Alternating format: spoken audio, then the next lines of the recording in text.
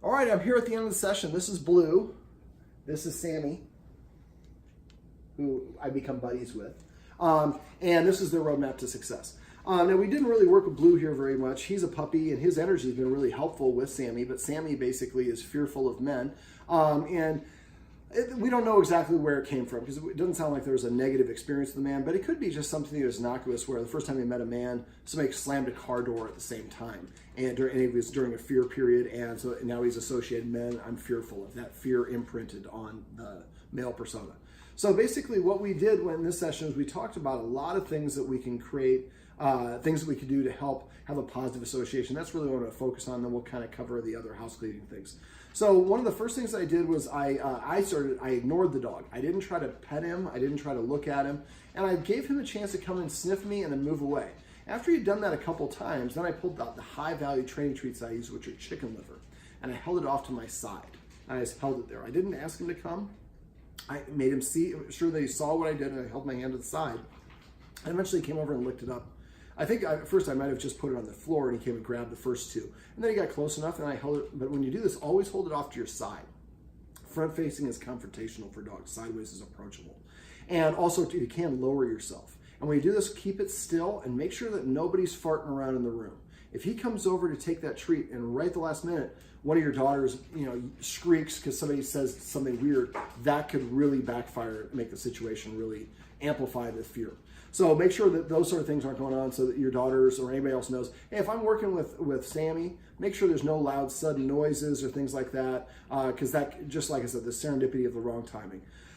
So the other thing that the guardian could do is just kind of leave a treat on the floor, have Sammy, what we wanted Sammy to do is practice approaching and walking away. So I get to come on my own volition, not because they're telling me, but I see if there's a treat there, I come, nobody's offering, I watch, and he would sit there and watch for a minute or two before he would come and take it. Then he would come and take it, and they would take it and walk away. And after a while, he started lingering a little bit more after he took it, and we are bribing him to somewhat of an extent, but it's a positive reinforcer. I approach the human on my own. The human's not asking me to come. When I go to the human, I get a high-value training treat, and I get to leave whenever I want. So I am completely empowered and completely in control. And the more that happens, the more confidence the dog's going to have. Most of the time we have a dog, we want to show the dog I'm a good person, I'm going to pet you. Well, the more you pet a dog when the dog doesn't think that you're a good person, the more it's going to think you're creepy. Also, if the dog is nervous or anxious when we pet it, we're going to make it more nervous or anxious. And that's probably the most common mistake people make with dogs. So if he is nervous or anxious, we can lay our hand on him and let him know I'm here with you without amplifying it. But as soon as I start petting, I'm going to make it worse. Another thing that the guardian, I had the guardian do is I pulled out a bully stick that I got from my friends at the Green Spot, and we held it off to the side, and he didn't offer that either. And we already gave him one to keep him occupied. And he just held over, and at first he came over and Sammy licked it, and licked it a little bit more, and took a step away, and then come back, and after a while was chewing it and chewed pieces of it off. Chewed about half of it before the guardian finally let Sammy take it away. And Sammy only took a couple feet away and laid down on the carpet. Now, I think because you have hardwood floors, which is great, and he's a marker at times, and so we don't have a lot of carpet here, but getting carpet can really help. Some dogs just don't feel comfortable sitting on carpet. Now, because he's a marker, the family probably sure doesn't want to buy a whole bunch of area rugs and have them, $150, $200 area rug and peed on. My favorite place to go is, for this sort of situation, is Carpet Land. It's about 120th, 3rd, and Maple. They do carpet installs. They'll sell a piece of carpet to you for $5. That'll be a really nice piece of carpet that it can fit right here. And if he pees on it, you roll it up and throw it away. You don't really care.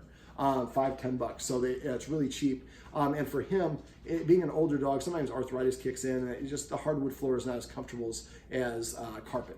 So I'd like to have you doing that like once every other day. You can do it once a day too. Just holding that bully stick, let him chew on half of it. Give him one as well. Or you could give him like a Kong filled with peanut butter or something like that, but we just don't want him to come and try to take it. We want to have some positive time between the primary male guardian and Sammy. And then the video above, we talked about going for a walk. Now on the walk, we're going to basically let Sammy go wherever he wants. Now leashing Sammy up, sit. Sammy just sat down. That's passive training. Let's talk about it in a minute. So basically to leash Sammy up is my concern, because one of the guardians is going to be going, most of the family is going on a trip. The guardian that is the male is going to stay here. So really the days we have like basically about 5 days before that happens. So what I'd like the guardian to do is get those bully sticks, hold one off to the side every day and let him chew on it so he has practice coming and having something good happen. I'd also like when he's doing that, after he's done a little bit chewing on the stick, when you go to give it to him, try to transition. And so you're holding it, Sammy's right here chewing on it. First you're holding it here, then transition to holding it here and let Sammy come back and chew on it. You are crossing your body, which I said not to do. This hand is now freed. Now don't snatch it, but eventually when he's chewing on it, you want to just kind of come over gently and just kind of hook the collar. And then what we're going to do is we're going to have a bunch of treats in our pocket that we can get into. And so we're going to now grab a treat, and after I grab the collar, if he kind of stops, we're going to give him a treat. And then we're going to let him go back to chewing the bully stick, or we give him the bully stick. And if he continues chewing the bully stick, then we're going to take the leash. Remember the leash, put the where it attaches on the spine. And we're going to take the leash and go around behind both front legs, then back up, and always go through the loop, the cloth loop, not the metal one, always towards the head. And then we can take him for a walk. Now when you're doing this, when you grab the leash, the collar, I would give him a treat. Then when I attach the leash, I would give him another treat. And then he's still right there. And then when I wrap it around here, I would give him another treat. And then when I put it through the loop, give him another treat. And then I would drop the leash and let him walk around a little bit. And then, wait for him to come back and hold the treat off to your side, have him come and get that if you still have the bully stick. But I'm thinking he might actually just keep on chewing on the bully stick and let you do these other things. If he does, then you would forego giving the treats for each individual step. But I'd like you to practice doing that a couple times with those treats so that he has positive experience before the dog leaves. And we don't want to trap him and grab him because that makes it a bit of a traumatic experience. And I'd like the guardian also to carry around the treat dispenser. Fill it up with all these treats so that at any point, the human might be able to give a treat. You got to hang out here for a little bit, buddy. And that way, he's like, he can pay me off at any time. And every time he comes to you, give him a treat. Every time he sniffs you, give him a treat. Anytime he does anything that's desirable, like just even looking at you, give him a treat.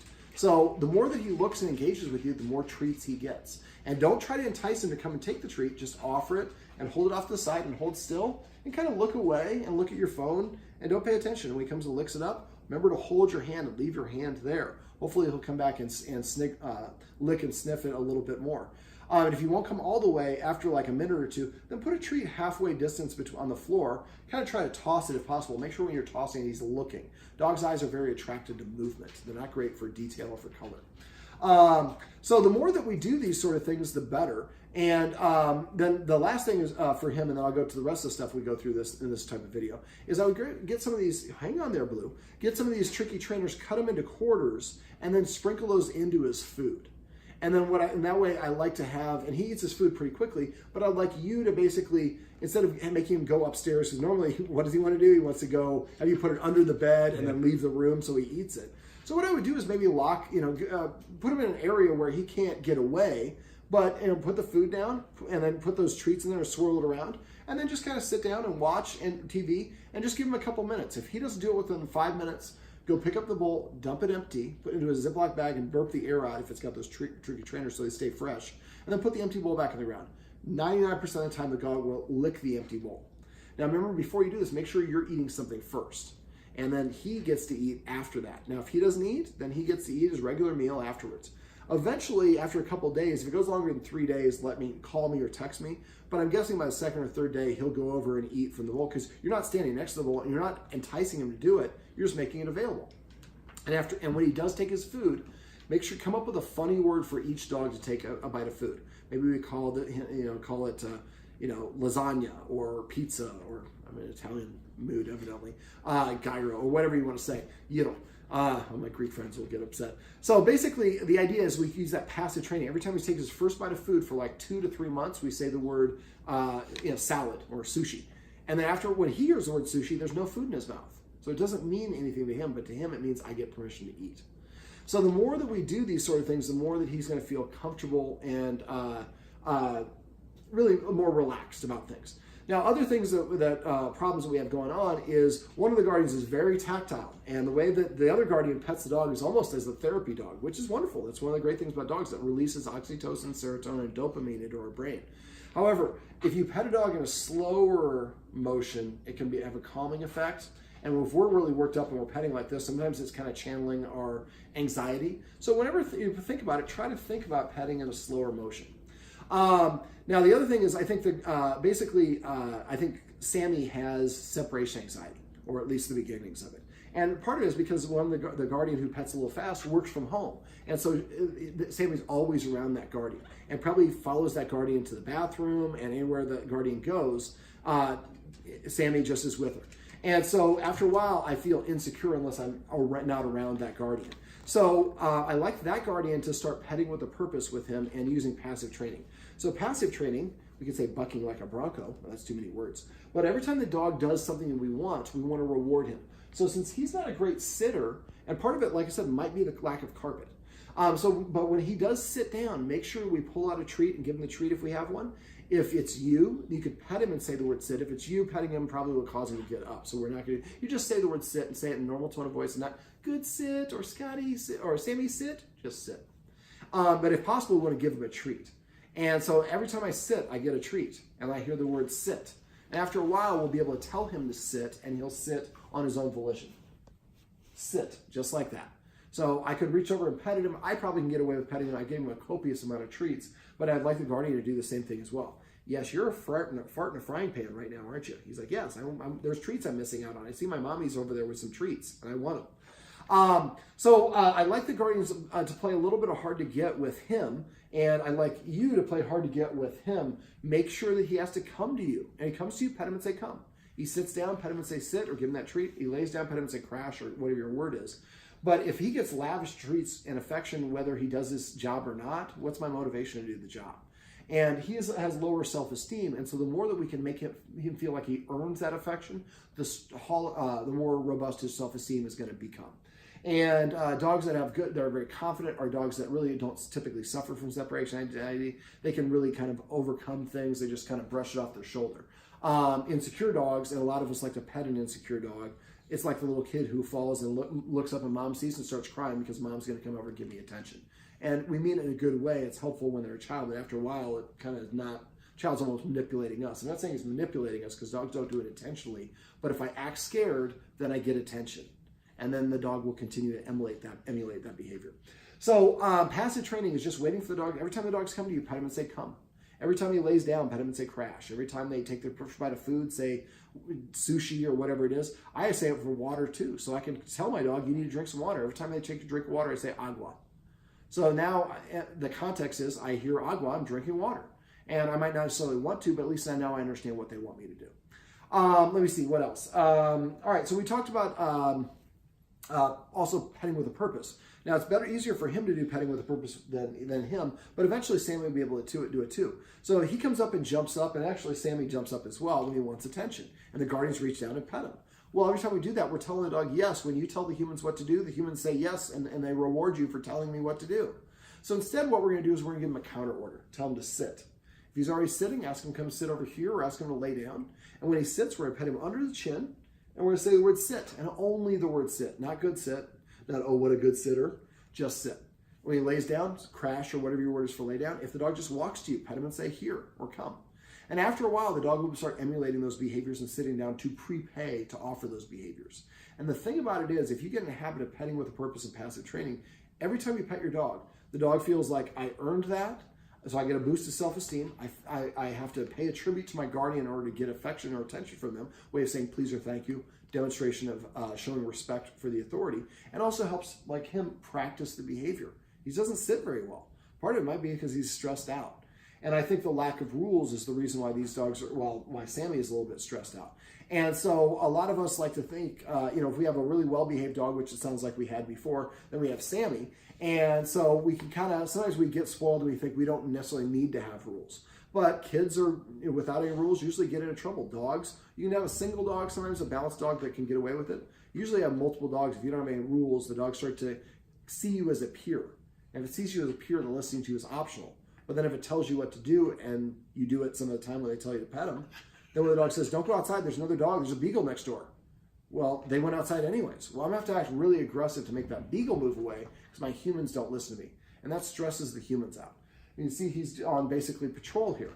And so this is a kind of a commanding position. So he's coming over here And now if I'm petting him like this, I'm rewarding him for being territorial. And so I think that these dogs think that their job, the way they contribute to the group, is by being a security dog. But because the humans don't listen, because they don't see the dogs as authority figures, it stresses the dogs out, especially Sammy. I'm surprised Sammy's sitting right behind me.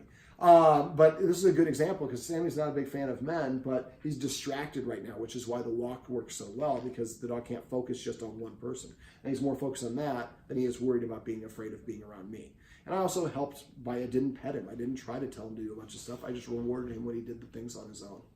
So in order to flip the leader-follower dynamic, one of the things I like to do is incorporating rules.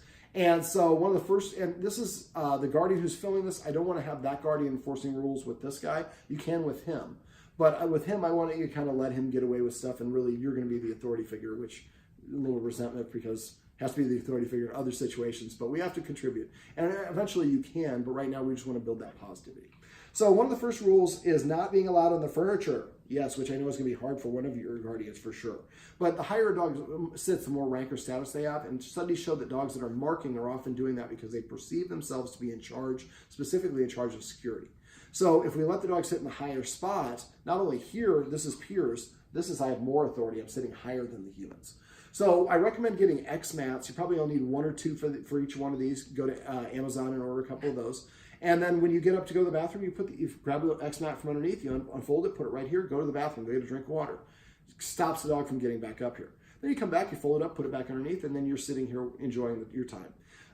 Dogs get in behavior patterns and habits just like we do. After a month or two, the dogs won't even try to, it probably won't even a month, it'll probably be like a week or two, and then they'll just kind of stop doing it. Now, I would put a dog bed in this room so that the dogs have a place to stay. If it was me, I would build like some sort of a shelf there so I could put it directly underneath that TV, because it's kind of a nice open space for them to be. They're out of the way, but they're still part of the group. And if I can't sit here and there's softness there, then I get in a habit of sitting there. Every time they go there, say a word, call it Queens or Newark or whatever you want to say. And every time they go there, say the word, or just give them a treat, or throw a treat there. When they go lick it up, say the word. And that creates a command word to want to go there. So not being around the furniture for at least 30 days or as long as the problem's still going on. So if the dog's still marking, it might be 60, 90, most of the time it is closer to 90 days. And then eventually it's with an invitation. When I want to invite the dog up, I invite the dog up. So I'm in control of the resource. It's my couch. I'm sharing it with Blue, rather than Blue think it's his couch. This is why part of the reason why he chews up dog beds. So basically, and again, for good behavior only. And again, if we want to go hang out with the dogs, we can put the pillows on the floor, make a pillow fort, and lay down and like a drive-in movie theater and hang out with my dogs as much as I want. They just can't come up to our level. Since they do sleep with the guardians, I would recommend that they are not allowed on the little ledge that they sleep on the bed unless they get an invitation first. So mom and dad get undressed, they get into bed, they read, they do whatever their ritual is, then they invite the dogs to come up. And if the dogs get up before that, they have to get down. So that way the dogs see that this is their bed and they're sharing it with us. Boy, we better be on our best behavior so we can continue getting this wonderful privilege. Another rule that I have is I make sure that we eat before we feed the dogs. Dogs eat in the order of their rank. Yes, even you, Blue. And so if we eat a little something first and then he gets to eat next. And when he's eating, he's not allowed in the dining area. And then when he gets done eating, he has to leave the area. Then he gets to come in and eat. When he's eating, he's not allowed to be in there. That way, both dogs see that we're controlling the situation. He eats really fast. A lot of dogs will eat really fast because they're worried another dog's going to try to take their food, or they want to eat their food really fast so they can go stand next to the other dog and try to take their food. And it's probably one or possibly both of those. So remember, you can float the food in water. So what I do is I put the dry kibble in the bowl, put about a 1/4 inch of warm water, swirl it around a little bit, hang in there, buddy. And then I put it up on a shelf and I let it sit for about an hour. And then when I come back, I pet the dog, I'll put warm water in and I swirl it around and make it like a stew. Well, the dog has to drink all that water first. Yes, you're just going to be ants in your pants. Okay.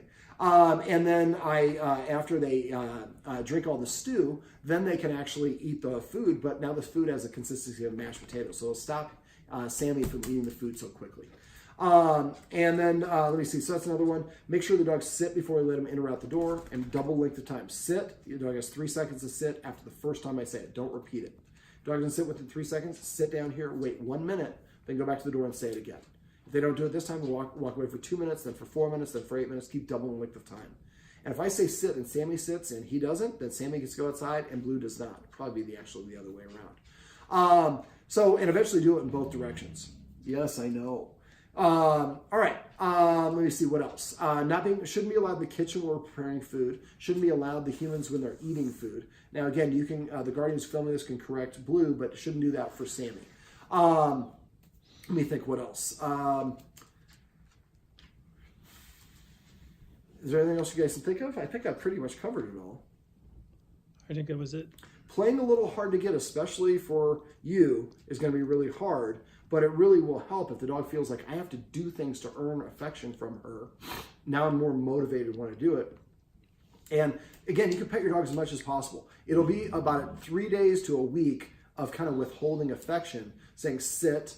And after a while, withholding that affection, the dog's going to be much more motivated to want to sit. It'll just come and sit in front of you to prepay for attention. Remember to use those watchwords. Come. Although jumping up, I probably wouldn't want to reward that, but that's a good example of passive training. He came on his own, I petted him and said, come. Try to pet under the chin, whenever possible. Try to avoid patting on top of the head. Remember, always give the treat first and say the command word immediately after. Dogs learn through repetition, consistency, and good timing. You have 3 seconds to correct or reward the dog. So the dog sits, you pet it and say the word sit. Or if you're using a treat, the dog sits, you put the treat in its mouth and then say the word sit after that. And remember, you can use that hand motion. The hand motion I use, let me show you real quick. Can you see that on there? Mm-hmm. So I go in an arc over the head. And usually this helps if I have a treat, so let's load it up.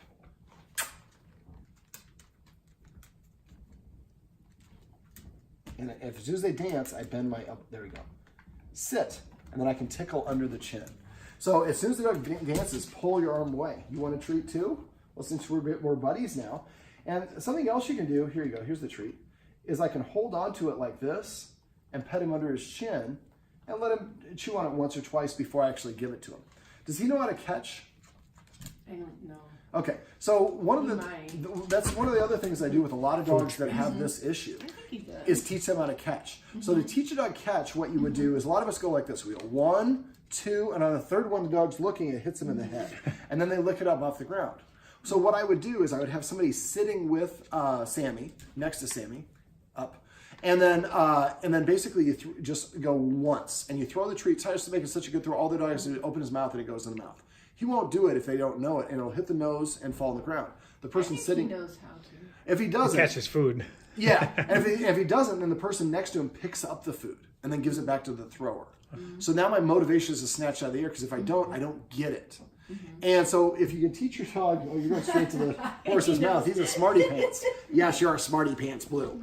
And so if we could teach him to catch, that's a wonderful way for you to play and engage with Sammy at a distance that Sammy feels comfortable. So let's say Sammy doesn't want to sit because it's right next to you.